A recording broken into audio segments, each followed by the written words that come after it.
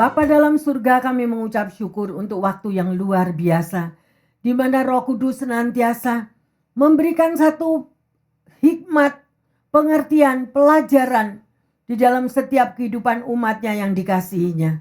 Terima kasih Bapa dalam surga, terima kasih Roh Kudus. Ajarilah kami untuk lebih mengerti apa yang menjadi kehendak-Mu. Di dalam nama Tuhan Yesus, kami percaya ada sesuatu yang akan Engkau katakan, ada sesuatu yang akan Engkau ajarkan, sehingga kami lebih kuat di dalam menghadapi situasi dunia yang saat ini Tuhan. Terima kasih Bapak, di dalam nama Tuhan Yesus kami buka kebaktian ini. Yang percaya dan siap menerima pelajaran yang baru mengatakan, amin, amin, amin. Yang terkasih, shalom, pendengar yang setia, dimanapun Anda berada dan juga jemaat yang dikasihi oleh Tuhan Yesus, waktu berjalan terus. Kita percaya ya, kalau udah masuk bulan September, sebentar lagi sudah akhir tahun. Percaya? Ya, karena September, Oktober udah begitu cepat luar biasa waktunya. Waktu percepatan. Kita kapan itu sudah belajar bahwa Tuhan izinkan terjadi waktu percepatan. Ya, karena firman-Nya juga dikatakan, kalau tidak dilakukan hal yang seperti itu, akan apa? Banyak orang yang tidak terselamatkan.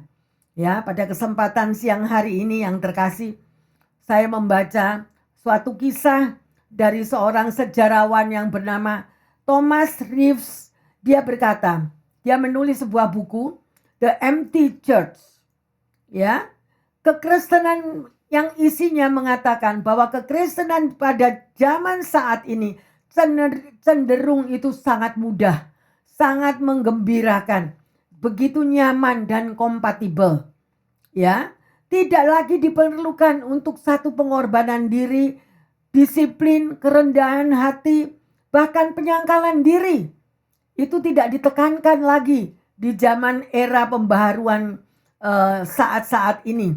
Ya, sehingga banyak yang gereja-gereja yang datang itu dengan isi dan apa yang diterima di dalam gereja dan pulang, mereka juga tidak akan merasakan apa-apa. Karena apa? Karena semuanya begitu rileks. Ya, begitu rileks, begitu mengajarkan sesuatu yang nyaman, tetapi tidak ada satu titik yang Tuhan Yesus sendiri ajarkan untuk kita umatnya. Di dalam kita mengiring Tuhan Yesus, kita tahu semuanya bahwa sangkal dirimu, pikul salib, dan ikutlah aku. Dan itu tidak ada yang terkasih. Semuanya cenderung santai, cenderung is okay, everything is okay, berbuat salah, berbuat dosa is okay. Ya, sedemikian rupa. Dan itulah yang ditulis di dalam buku tersebut.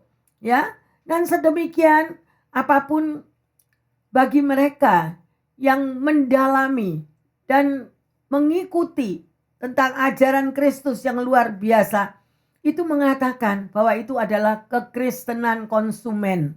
Why dikatakan kekristenan konsumen? Karena hanya untuk mencari jiwa-jiwa yang untuk relax, untuk bertemu satu dengan yang lain dengan suasana sukacita duniawi.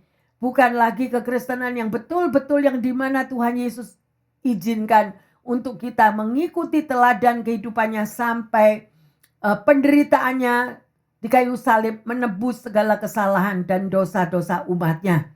Ya, dan dikatakan lagi di situ, bagian setiap orang yang mau mengikut daripada Tuhan Yesus ditekankan dengan tanda petik siap untuk menyangkal diri, memikul salib dan mengikut aku. Tetapi di dalam kekristenan konsumen di situ tidak ditekankan. Ya, jadi ya sedemikian rupa santai, pokoknya hari Minggu kumpul-kumpul, hari Minggu bisa dengan penuh sukacita, ya, sudah tidak lagi diajarkan tentang dosa, tentang kayu salib, ya, sedemikian rupa. Sehingga banyak orang yang benar-benar mau belajar tentang apa yang Tuhan Yesus sudah ajarkan melalui firman-Nya pada awal sesuai dengan Alkitab. Mereka jadi bingung. kebingungan sekarang ini kekristenan mau dibawa kemana. Ya, karena semuanya is okay. Ya, semuanya is relax dan sedemikian rupa. Bukan berarti kita nggak boleh relax, boleh.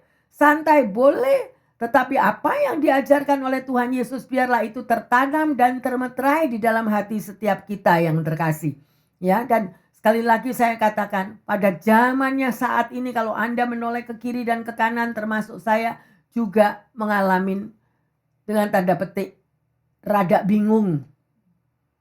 Ada apa ini isi dunia yang seperti ini? Di mana-mana berita-berita yang menakutkan, semuanya apapun yang tertutup menjadi terbuka. Sedemikian rupa ya, yang terkasih sudah tidak ada lagi rasa takut atau rasa malu atau rasa sungkan, sudah mereka belak-belakan sedemikian rupa. Ya, dan hukum tidak lagi dijalankan dengan benar dan itu yang membuat orang menjadi bingung.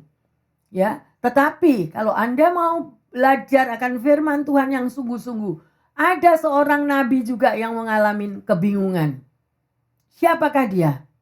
Ya, seorang nabi yang mengalami juga dia dijuluki adalah nabi yang bingung. Mari yang terkasih, judul dan atau tema khotbah pada hari ini adalah menanti dengan percaya. Kita akan pelajari bersama-sama ya. Jadi nabi yang bingung tadi saya buka di sini, dia adalah nabi yang diberi nama Habakuk. Habakuk juga mengalami kebingungan dia ya. Karena disebabkan kenapa Tuhan kok engkau diam aja.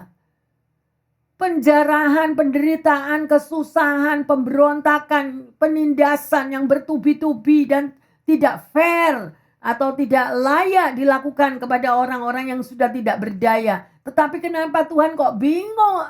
Kenapa Tuhan kok diam? Dan ini yang membuat Habakuk kebingungan. Mari kita baca bersama-sama yang terkasih. Ya, Habakuk 2 ayat pertama sampai ketiga. Aku mau berdiri di tempat pengintaianku dan berdiri tegak di menara. Aku mau meninjau dan menantikan apa yang akan difirmankannya kepadaku dan apa yang akan dijawabnya atas pengaduanku. Lalu Tuhan menjawab aku demikian. Tulislah penglihatan itu dan ukirlah itu pada loh-loh supaya orang sambil lalu dapat membacanya. Sebab penglihatan itu masih menanti saatnya, tetapi ia bersegera menuju kesudahannya dengan tidak menipu. Apabila berlambat-lambat, nantikanlah itu. Sebab itu sungguh-sungguh akan datang dan tidak akan bertangguh. Pendengar yang setia dan jemaat yang terkasih, sebelum hari ini kita membaca atau Tuhan memberikan tema daripada menanti dengan percaya dan perikopnya ada di dalam kitab Habakuk yang terkasih 1 bulan yang lalu Tuhan itu memberikan ayat ini kepada saya. Ya, dan kemudian terjadi banyak macam-macam masalah di mana-mana.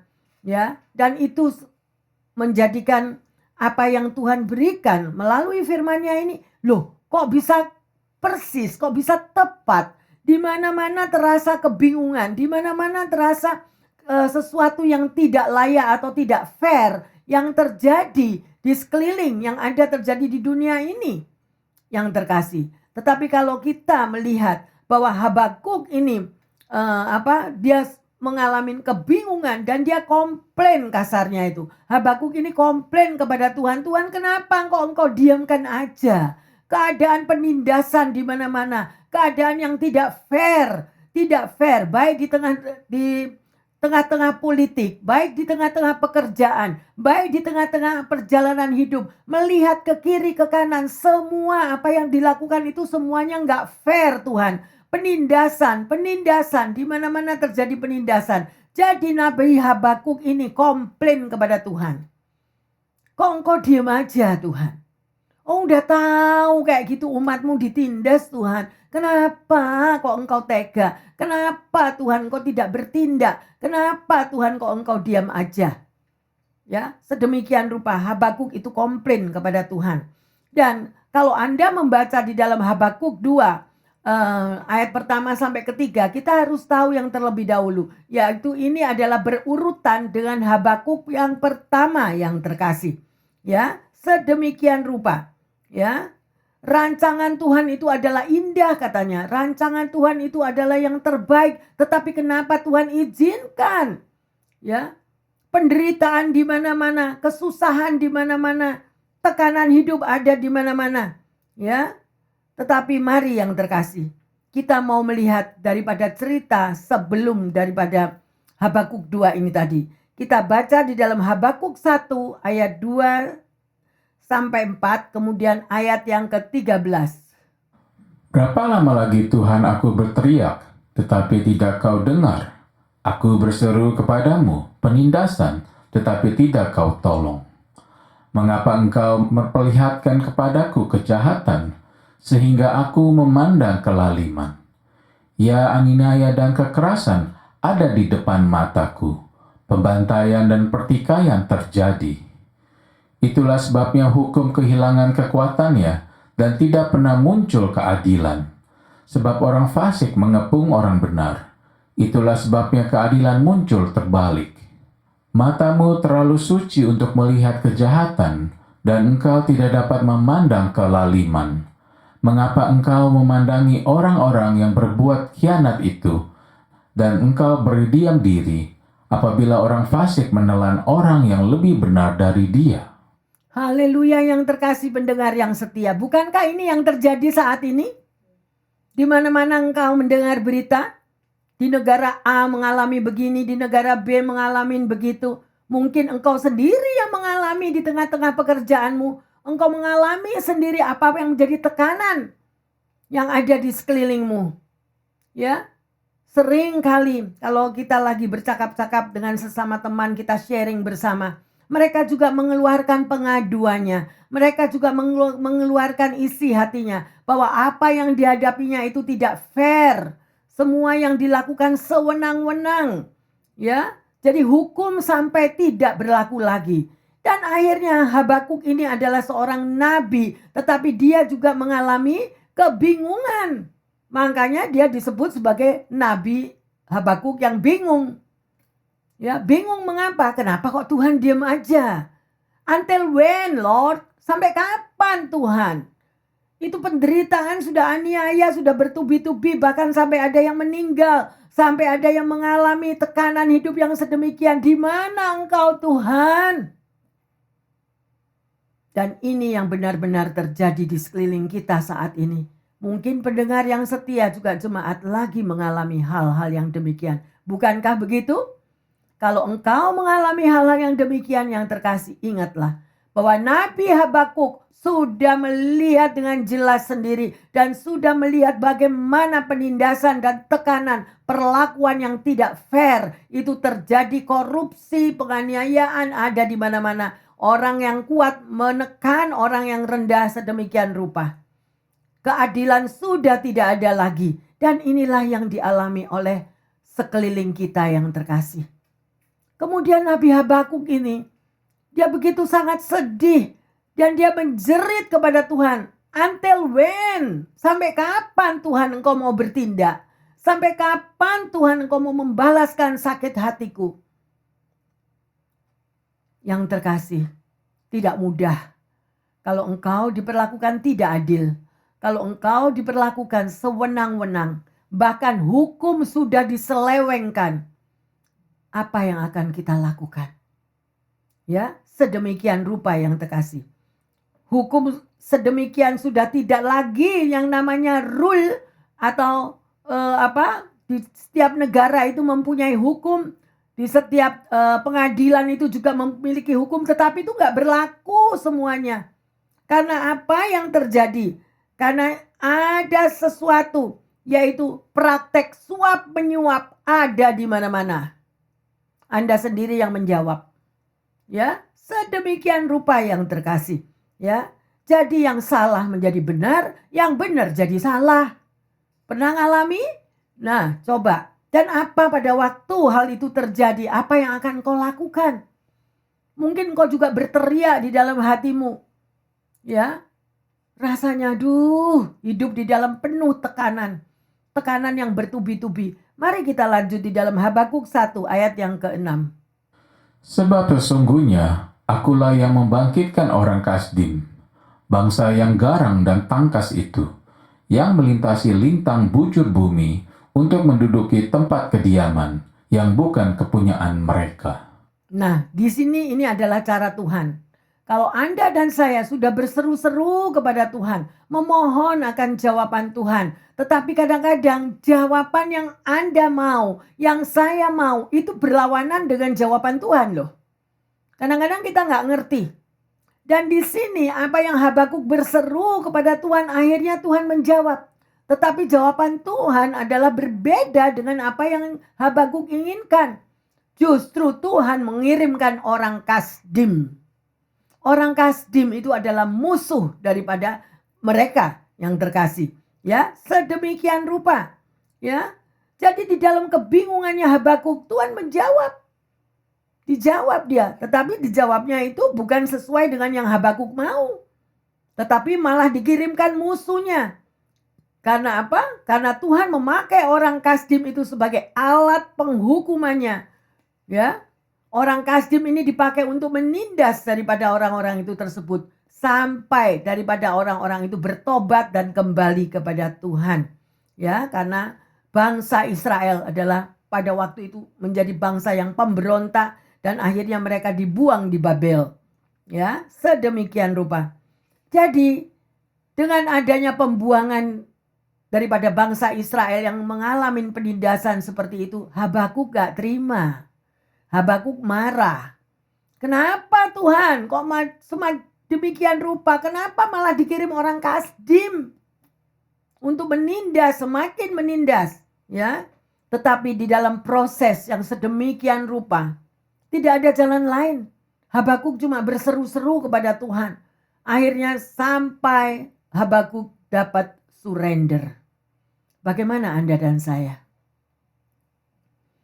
Pada waktu engkau mengalami tantangan, pencobaan, ketidakadilan, engkau sudah berseru-seru kepada Tuhan, tetapi Tuhan gak jawab-jawab.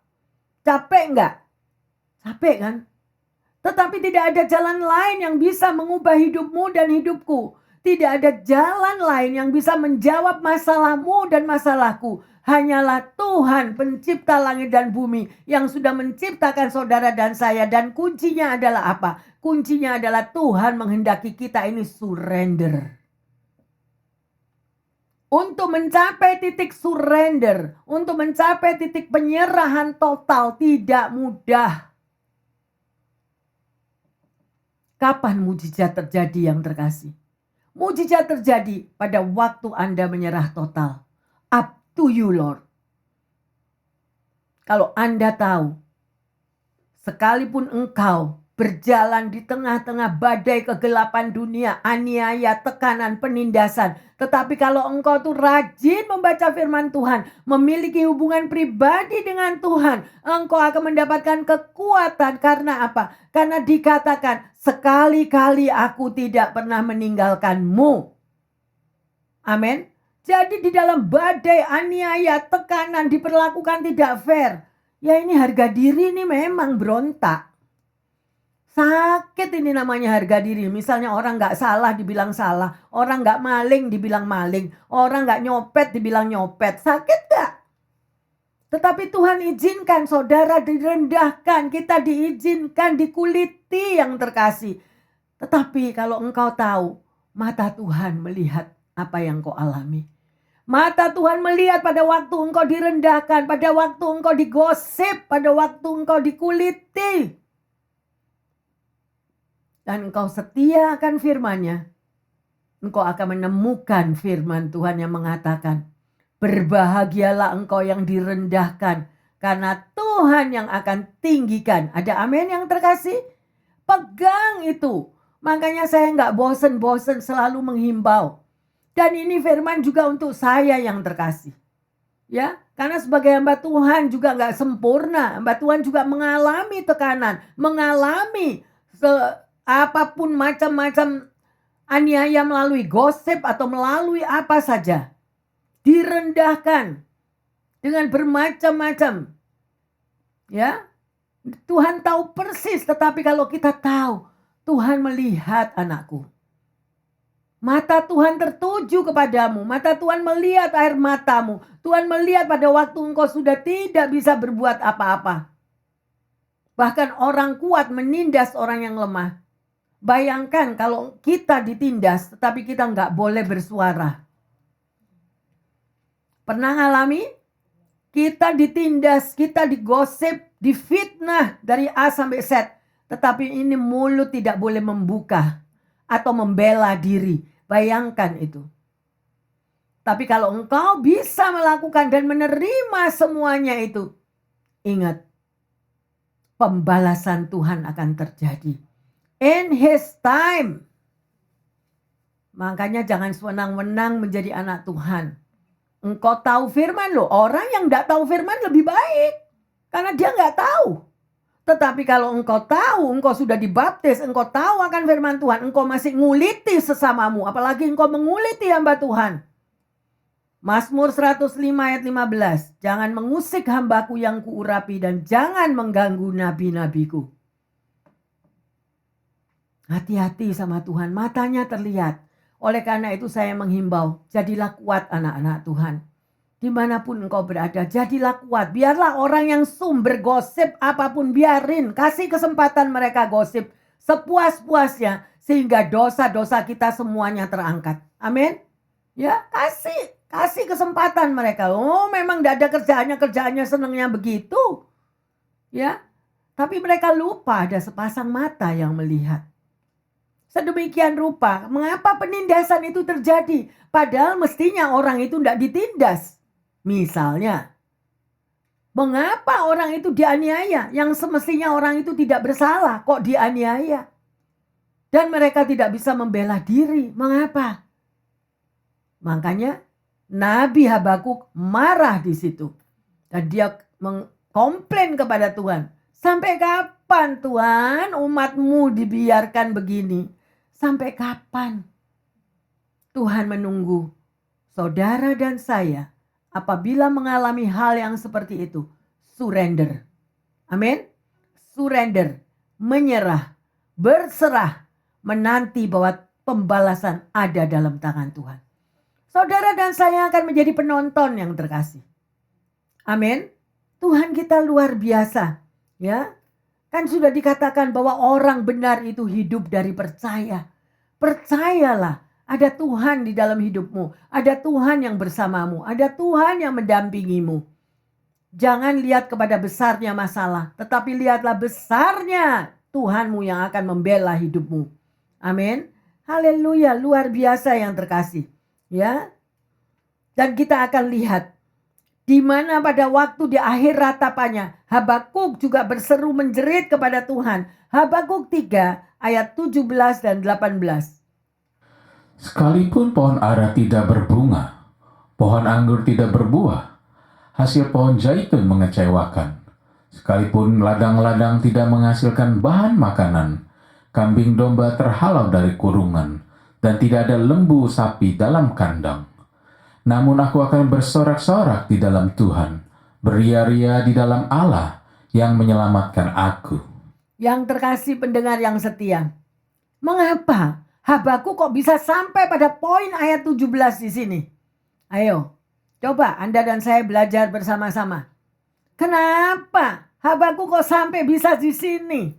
Berapa banyak saudara dan saya kalau mengalami di dalam tekanan hidup, tidak ada jawaban, ditunggu-tunggu kapan, malah ada yang bilang kapan Tuhan.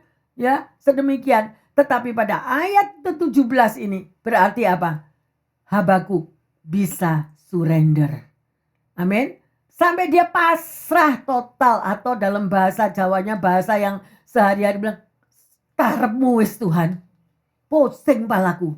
Gak bisa lagi kita menghandle. Nunggu bertahun-tahun, gak dijawab-jawab. Aku sudah gak tahu Tuhan, gak tahu. Akhirnya, lah ini proses apa? Kekristenan adalah proses. Sebuah kehidupan proses. Untuk apa? Supaya kedagingan kita ini loh turun. Daging kita nih yang tukang berontak. Nah, akhirnya karena kita sudah tidak tahu lagi, sudah mentok, tidak tahu lagi gimana. Udahlah Tuhan, suka-sukamu lah. Ada lagunya kan? suka-sukamu Tuhan, ya toh. Itu orang yang udah mentok. Karena udah setinggi, nggak tahu lagi mau dicekek sekalipun mau mati, ya mati wes sudah. Kayak Ratu Esther. Pada waktu dia berpuasa untuk menyelamatkan bangsanya, Ratu Esther bilang kepada semua dayang-dayangnya, aku akan menghadap Raja Ahasveros. Doakan aku. Dia doa puasa.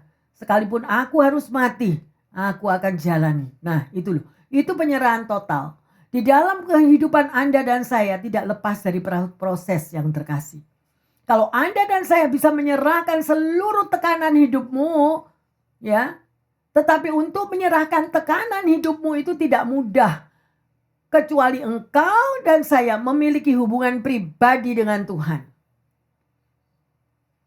Memiliki hubungan pribadi dengan Tuhan, engkau akan tetap kuat.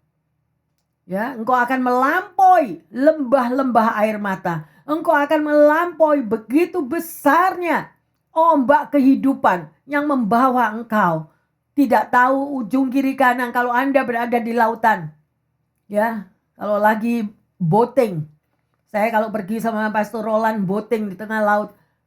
Di tengah laut yang ombak begitu tinggi naik turun, saya nggak lihat apa-apa loh. Lihat sana air, lihat depan air, lihat kanan air, seperti tidak ada batasnya itu. Laut itu nggak ada batasnya loh. Lah kok gitu orang suka ya? Saya nggak mau balik lagi, enough. Pokok sudah tahu ya sudah. Nah sedemikian rupa, tetapi orang yang bisa mengarungi samudra lautan yang seperti itu, orang itu tabah. Orang itu tabah, orang itu kuat, dia menyerahkan seluruh hidupnya di dalam tangan Tuhan. Gak ada ketakutan sama sekali. Ombak 5 meter, ombak 10 meter, kapalnya naik turun sedemikian rupa dia pasrah. Surrender. Nah orang yang bisa pernah mengalami hal-hal sedemikian di tengah lautan, dia akan kuat di dalam menjalani badai hidup. Makanya itu selalu Pastor Roland selalu kepinginnya mengajak anak-anak muda ini dibawa maunya di tengah lautan sana. Tapi tidak ada satu yang mau. Istrinya aja kapok. Apalagi yang jemaat yang dibawa. Kalau engkau mampu yang sedemikian rupa, maka engkau akan kuat menghadapi kehidupan. Tapi Tuhan begitu baik, cucunya yang mengikuti Pastor Roland. Matthew.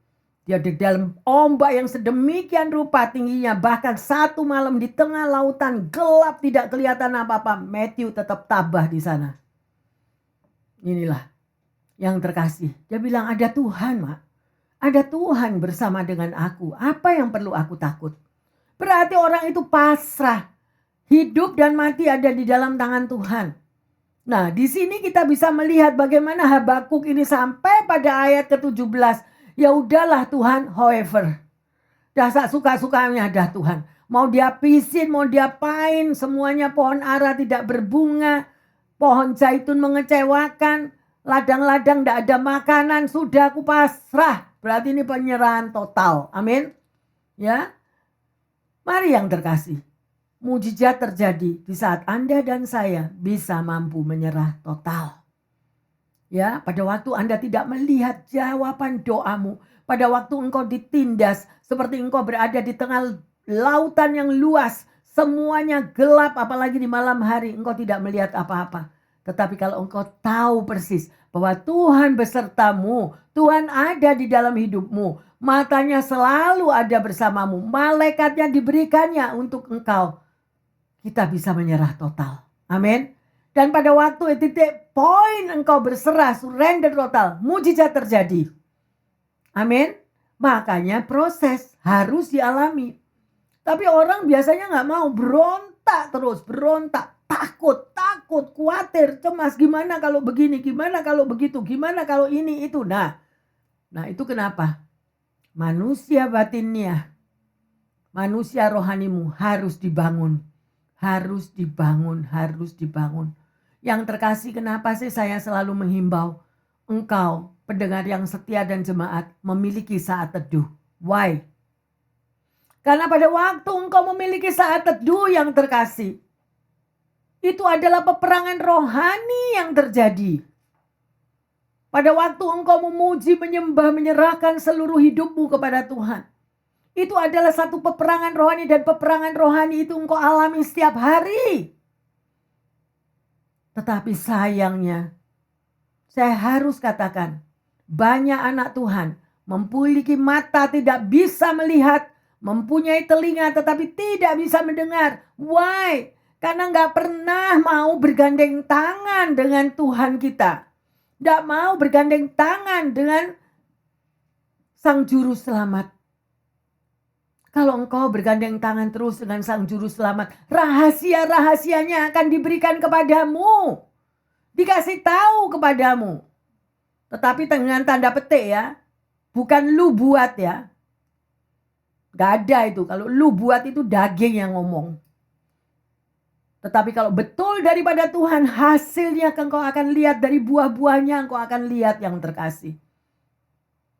Jadi mengalami proses yang sedemikian, Habakuk yang marah-marah sama Tuhan, komplain sama Tuhan, akhirnya apa? Capek dia kan? Dia menyerah total. Ya, dan akhirnya pada ayat 18 dikatakan,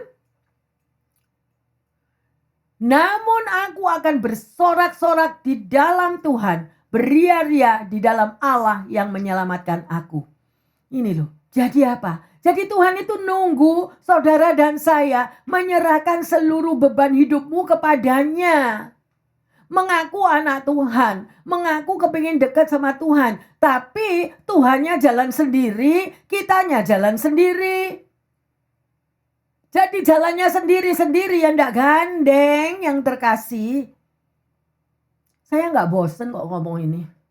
Karena saya mau apa yang saya alami, Anda alami. Tetapi bersediakah untuk membayar harga? Ada harga yang harus dibayar yang terkasih. Pendengar yang setia. Milikilah waktu bersama Tuhan. Ngomong-ngomong, dia seneng loh kalau diajak ngomong. Anda ditungguin terus. Ditungguin, ajain ngomong.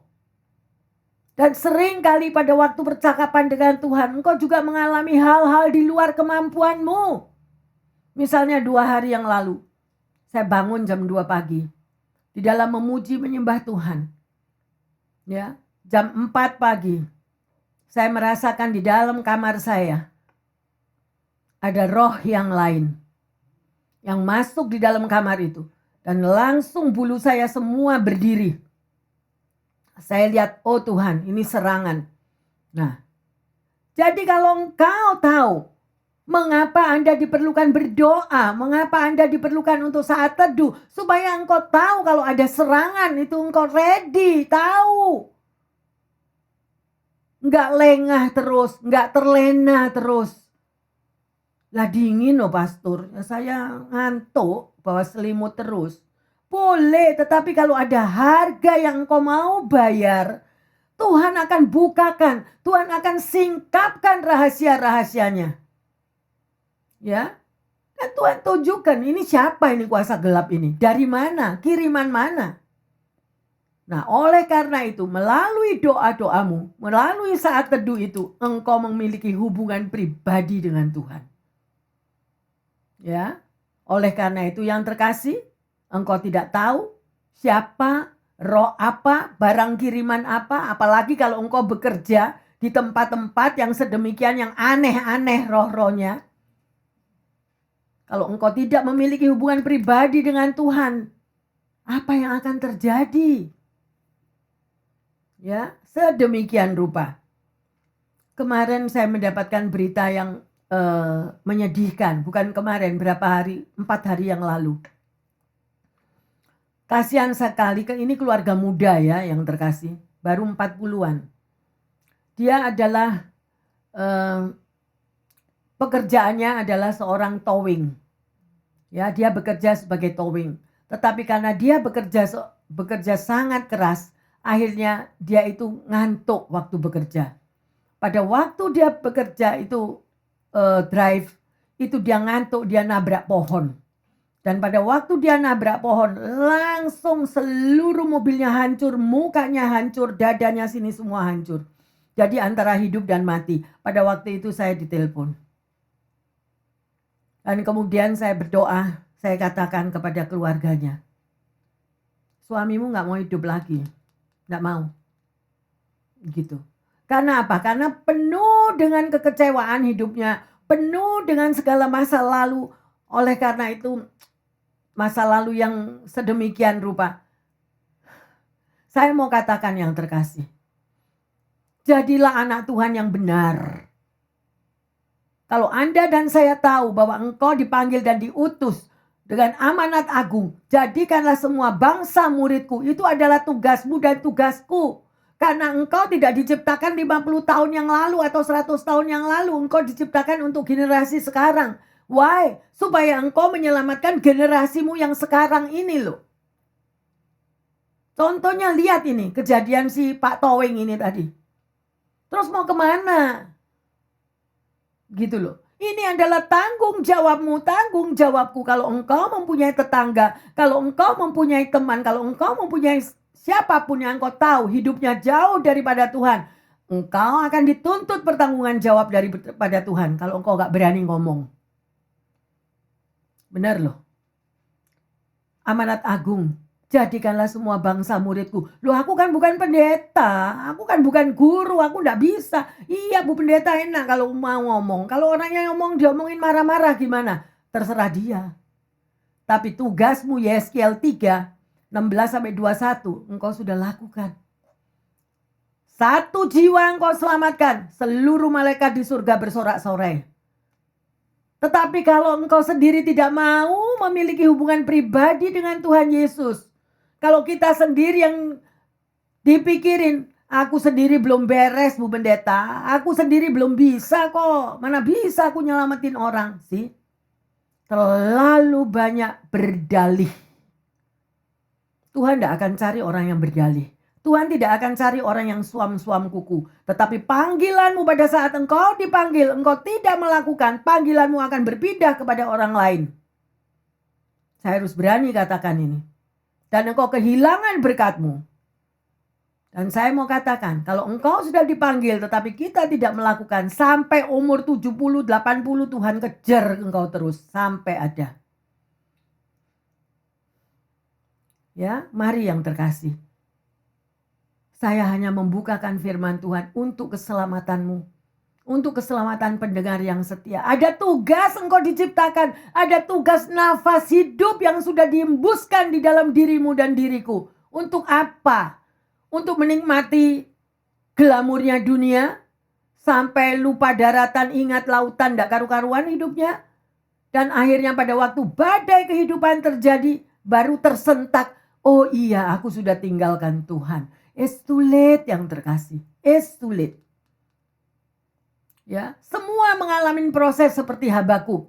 Jangan Anda dan saya karena melihat penindasan, karena melihat ketidakadilan, kita atret, kita retreat. Gak Tuhan-Tuhanan. Katanya Tuhan, karepmu. Kita dikasih freedom, kita dikasih kehendak bebas. Engkau mau mengikuti aku, engkau tahu siapa Bapamu, juru selamatmu, yang aku sudah mati buat setiap kita yang ditebus di muka bumi ini. Ayo yang terkasih, bukan lagi waktunya kita berlena-lena. Amin. Ya, sedemikian rupa. Raja Daud pun juga mengalami hal yang sedemikian rupa. Mazmur 31 ayat 23 dan 24. Aku menyangka dalam kebingunganku, aku telah terbuang dari hadapan matamu. Tetapi sesungguhnya engkau mendengarkan suara permohonanku ketika aku berteriak kepadamu minta tolong. Kasihinilah Tuhan, hai semua orang yang dikasihinya. Tuhan menjaga orang-orang yang setiawan, tetapi orang-orang yang berbuat congkak diganjana dengan tidak tanggung-tanggung. Banyak orang menyepelekan firman Tuhan. Gak ngerti aku firman Tuhan. Alah, gak ada itu, gak ada. Gak bakal jadi gak firman Tuhan itu. Saya beri tanda petik.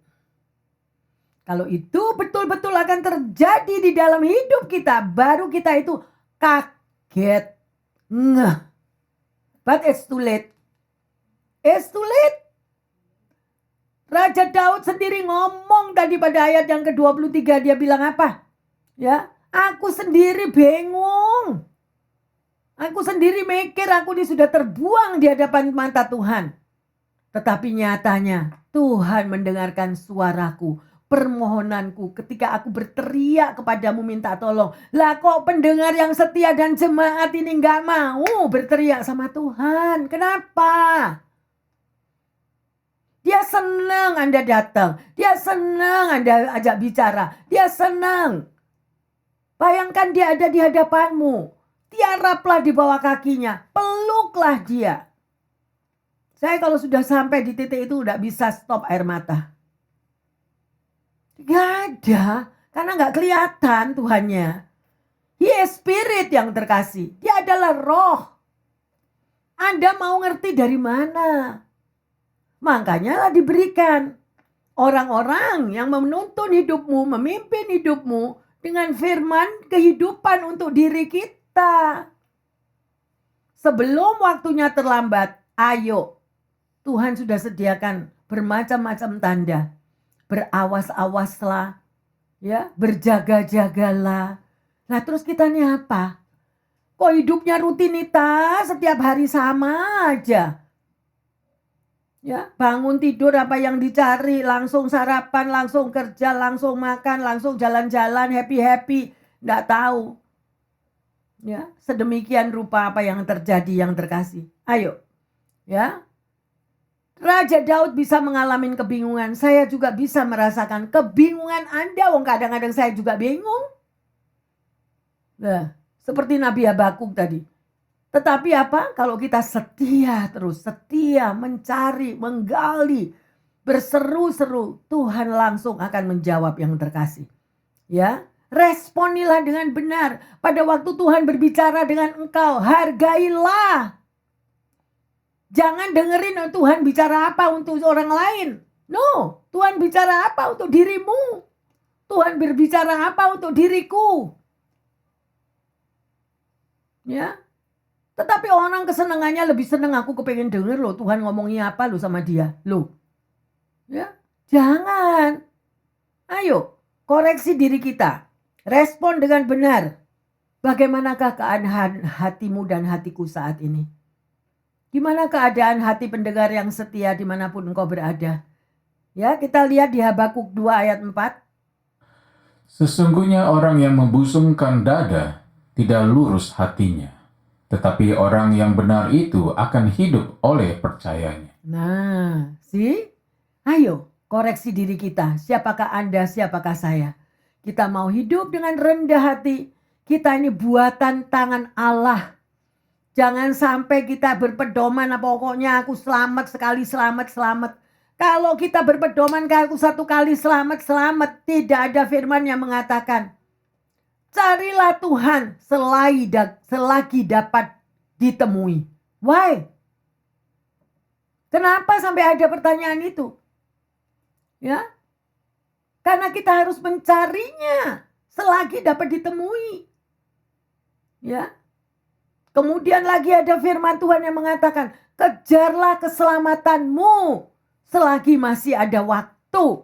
Nah, kalau ada firman Tuhan mengatakan kejarlah keselamatanmu, berarti nggak ada itu sekali selamat tetap selamat. Nggak perlu mengejar yang terkasih. Mengejar itu berupaya kita supaya kita ini selamat, supaya kita ini benar, supaya kita hidup sesuai dengan firman Tuhan. Banyak sekali firman Tuhan yang diselewengkan sedemikian rupa.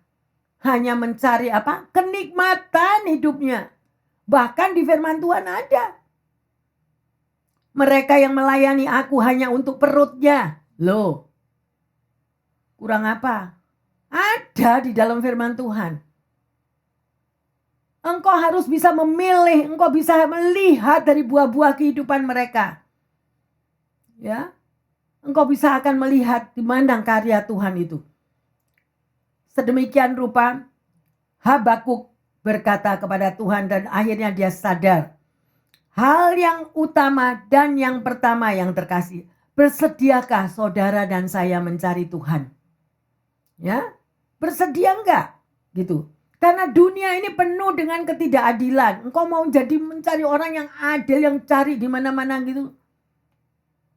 Sulit untuk menemukannya. Ya, karena situasi zaman ini sudah seperti ini. Ya, Tetapi kalau kita mau tunduk akan firman Tuhan, kita mengagungkan Tuhan, kita melibatkan Tuhan di dalam kehidupan Anda dan saya, percayalah, pasti di saat-saat darurat sedemikian rupa Tuhan akan menjawab doamu. Kita tidak akan ditinggalkan. Haleluya. Ya, ada sesuatu yang urgensi saat ini. Ada sesuatu yang sangat genting pada waktu-waktu ini. Kejarlah waktumu. Kejarlah Tuhanmu selagi ada waktu. Carilah dia selagi bisa ditemui. Ya, kejarlah keselamatanmu dengan takut dan gentar. Gak ada itu, saya tanda petik, gak bosen saya ngomong sekali selamat, gak selamat itu. Saya gak mau denger. Itu buatan mana saya gak tahu itu. Ya, sedemikian rupa. Ya, yang terkasih ada sekilas. Kalau saya mau dengerin cerita, ada seorang petinju. Dia itu kepingin belajar. Dia mau jadi seorang yang sangat sukses di dalam dia bertarung di atas petinju itu. Di dalam 3 bulan pertama dia disuruh puasa, dia harus menguruskan badan, dia harus bisa melakukan apa saja yang dia lakukan. Dia mau. Tetapi setelah 3 bulan dia ngomong sama pelatihnya, sama coachnya. Udahlah, udah bosen aku yang seperti ini. Kasih aku aja poin-poinnya. Kasih aku aja poin-poinnya supaya nanti dalam pertandingan aku menang. Nah, berapa banyak kekristenan saudara dan saya sedemikian rupa. Gak mau prosesnya. Gak mau kita jatuh di dalam jurang yang dalam itu. Gak mau. Kenapa Tuhan izinkan satu domba jatuh di dalam jurang? Tapi sama Tuhan gak ditinggalin. Tetapi Tuhan turun sampai ke dasar jurang. Diambilnya domba itu dan digendongnya. Why? Karena itu adalah proses hidup. Sebelum kita anak Tuhan, sampai jatuh di dalam dasar yang paling dalam, disitulah pertobatan sejati. Kalau engkau jatuh kepleset, berdiri lagi nanti kepleset, masih bisa lagi, sekalipun sudah beset, sudah keluar darah, masih bisa. That is nothing yang terkasih. Belum. Karena engkau masih bisa berdiri sendiri, engkau masih bisa berjuang sendiri, engkau masih bisa mengobati badanmu sendiri. Tetapi kalau sudah engkau sampai jatuh yang terdalam, air mata, darah, cacian, makian, hinaan, ludahan, orang menista engkau akan mengalami perjumpaan dengan Tuhan. Dan hidupmu tidak akan mau meninggalkan Tuhan. Percayalah. Hanya orang yang mengalami proses sedemikian rupa, proses yang sejati, dia tidak akan mau tinggalkan Tuhannya lagi. Karena dia tahu bahwa dunia ini is nothing tanpa Tuhan. Tapi mereka yang belum, masih di dalam proses, hal-hal yang sedemikian ini, makanan keras ini mereka gak mau dengar. Susu terus apa yang mereka mau minum. Minum susu terus. Yang terkasih, kalau kita bisa melihat di dalam Habakuk 2 tadi ayat yang kedua, coba dibaca. Ini penting sekali untuk Anda dan saya. Ya, Habakuk 2 ayat yang kedua.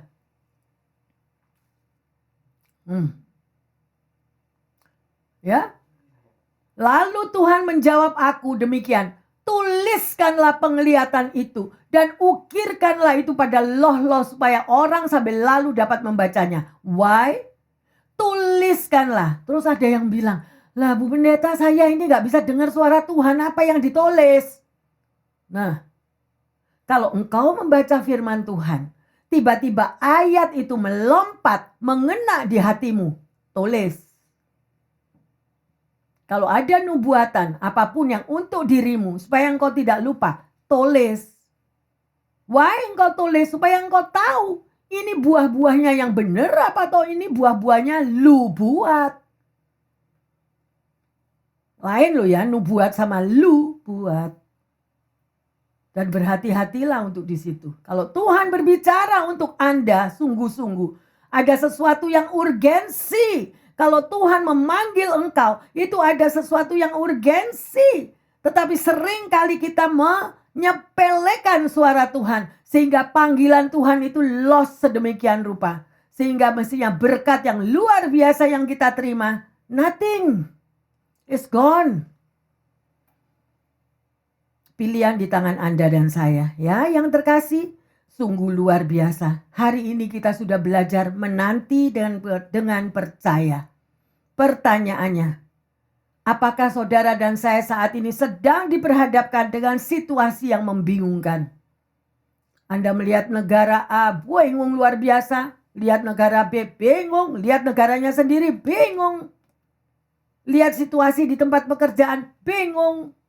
Mau melihat masa depan kita, apa yang akan terjadi, bingung karena tidak ada jawaban. Ya, kalau Anda lagi mengalami hal itu. Ya, yang kedua, hal apa yang saudara dan saya akan lakukan sebagai orang percaya untuk mengatasi kebingunganmu? Apa yang akan kau lakukan? Ya, sedemikian rupa. Dan sebagai ayat emas, Yakobus 5 ayat 7 dan 8. Karena itu, saudara-saudara, bersabarlah sampai kepada kedatangan Tuhan. Sesungguhnya petani menantikan hasil yang berharga dari tanahnya, dan ia sabar sampai telah turun hujan musim gugur dan hujan musim semi. Kamu juga harus bersabar dan harus meneguhkan hatimu, karena kedatangan Tuhan sudah dekat. Amin. Apakah firman ini ditulis untuk iseng-iseng? Apakah firman Tuhan ini ditulis untuk menyadarkan kita itu asal tulis? No, yang terkasih. Firman Tuhan ya dan amin. Mari kita sudah belajar daripada Nabi Habakuk. Apabila itu terjadi di dalam hidupmu dan hidupku, saya memberi satu hal kunci yang luar biasa, yaitu surrender. Di dalam tekanan hidupmu apapun, di dalam masa penantianmu apapun, tetap kita berseru-seru kepada Tuhan. Catat semua apa yang mengena di dalam dirimu. Milikilah ya sebuah buku khusus. Ya, jurnal pribadi. Ya, jurnal life supaya engkau tahu pada waktu engkau dalam kesesakan, Tuhan berbicara apa dan itu terjadi dalam hidupmu. Harus mempunyai satu buku, yaitu jurnal di dalam hidupmu. Engkau tulis semuanya di situ. Ada amin yang terkasih? Ya, hari ini kita sudah belajar dan kita mau kalau Habakuk akhirnya dijawab sedemikian oleh Tuhan, demikian juga saudara dan saya. Yang nomor satu, jangan lagi berdalih atau bermacam-macam mau berbantah dengan Tuhan. Tetapi surrender itu jawaban yang luar biasa. Amin. Mari kita bangkit berdiri. Bapa dalam surga, kami mengucap syukur. Engkau sudah menjabarkan semuanya. Bahwa di dalam kebingungan hidup kami, di dalam kebingungan yang kami hadapi ini Tuhan, kami tidak tahu. Karena kami melihat hal-hal yang ada di depan mata kami. Begitu Tuhan, sangat menekan, sangat menindas atau ketidakadilan ada di mana-mana. Di tengah pekerjaan atau di setiap tempat yang kami hadapi. Tuhan, mampukan kami. Kami mau belajar dari seperti apa yang Habakuk lalui Tuhan. Yaitu menyerahkan semua di dalam tangan-Mu. Di dalam masa proses penantian itu Tuhan. Kami tetap bersyukur bahwa kami percaya bahwa Tuhan ada di dalam penindasan itu. Tuhan ada di dalam ketidakadilan itu. Tuhan ada di dalam semua yang terjadi. Dan tidak pernah meninggalkan umatnya. Terima kasih Bapa. Terima kasih. Kami mau terus memiliki iman yang teguh. Iman yang kuat. Kami tidak mau Tuhan komplain lagi. Tetapi menyerahkan segala masalah kehidupan kami di dalam tangan Tuhan. Terima kasih Bapa dalam surga. Hamba berdoa secara khusus bagi mereka yang lagi mengalami kekurangan kesehatan. Engkau tahu pergumulannya. Demikian mereka yang lagi mengalami eksiden beberapa hari lalu. Tuhan tolong. Hanya kekuatan darah Yesus yang mampu memulihkan. Memberikan mujizatnya Tuhan. Engkau tilik bagaimana keadaan situasi keluarganya. Demikian juga Tuhan bagi mereka yang mengalami Tuhan. Kekurangan finansial, kekurangan iman Tuhan. Karena tidak memiliki hubungan pribadi dengan Engkau. Jamah hatinya Tuhan. Untuk mencari, berlari, mau mengejar Engkau Tuhan. Karena hanya Tuhan Yesus jawaban dalam hidup kami. Karena Engkau Raja di atas segala dokter yang mampu menyembuhkan, mampu memulihkan, mampu memberikan mujizat. Demikian di dalam masalah finansial, masalah kesehatan, masalah hubungan relationship di tengah keluarga. Tuhan, beri kasih-Mu meluber. Kasih Bapa meluber di dalam hati anak-anak-Mu. Terima kasih Tuhan Yesus, terima kasih. Biarlah kami mau Tuhan tetap beriman penuh, tetap mempercayai bahwa Tuhan Yesus sekali-kali tidak pernah meninggalkan umatnya, yang selalu melindungi, yang selalu mendampingi, yang selalu menggandeng tangan kami. Dan bawa anak-anak-Mu ini Tuhan, untuk senantiasa Tuhan, mau terus dan terus melekat kepada Engkau dengan setia. Terima kasih Bapa, di dalam nama Tuhan Yesus, hamba berdoa dan mengucap syukur, menyerahkan seluruh jemaat yang terkasih dan juga para pendengar yang setia. Terima kasih Bapa. Terima kasih untuk kekuatan dan pemulihan terjadi bagi anak-anak-Mu. Dalam nama Tuhan Yesus, hamba berdoa. Haleluya. Amin, amin, amin. Yang terkasih Bapak Ibu pendengar semuanya, ketika seseorang datang kepada Yesus Kristus, kebingungan itu akan hilang. Pasti kebingungan itu akan hilang karena tidak ada kebingungan di dalam Yesus Kristus. Amin. Dia adalah jawaban dalam hidupmu. Saya percaya kita akan mengejar terus, setia terus, mau terus bersekutu dengan Tuhan Yesus. Tuhan Yesus memberkati semuanya. Haleluya. Amin, amin, amin.